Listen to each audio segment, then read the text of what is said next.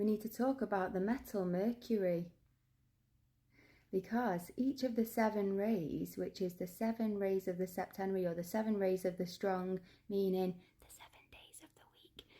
But we don't call them days of the week because that's a negative spell, because they aren't the days of the week. You aren't in a weekdays, you aren't weak, and they aren't your days. It's not your days, dazed and confused spell. It's the rays of the strong. So the 7 rays of the strong each are governed by one of the main luminaries, or 7 planets, or 7 gods and goddesses that we can see with the visible eye in the sky. So the rays of the septenary go as follows: Sun ray, Moon ray, Mars ray, Mercury ray, Jupiter ray, Venus ray, and Saturn ray. So each of those planets, each of those rays also have a corresponding metal. The metals are called magic metals, they are called holy metals, and the metals charge you up with the energy and the light of that ray. Mercury, the Buddha, Merlin, Hermes was a powerful mage, a powerful magician. Mercury is the middle way, it's the middle ray of the septenary.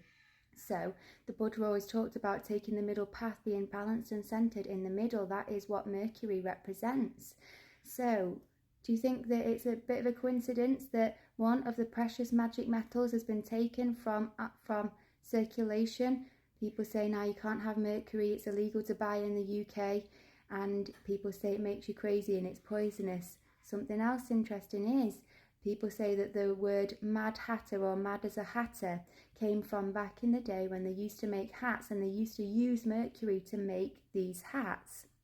People would say that people would go crazy with smelling the fumes of mercury.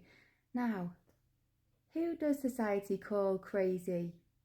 And what are those crazy people actually doing? They're actually the awakened ones, aren't they? So how many times is it that those who are awakening, those who are on the path, they're the ones that society call crazy? So don't you think it's a bit of a coinky-dink that mercury is one of the magic metals? It's been taken from circulation. It represents the Buddha, it represents the middle path, it represents magic and Merlin. And people saying, oh yeah, mercury makes you crazy, it makes you mad as a hatter. Mad? Who are they calling mad? Think about it.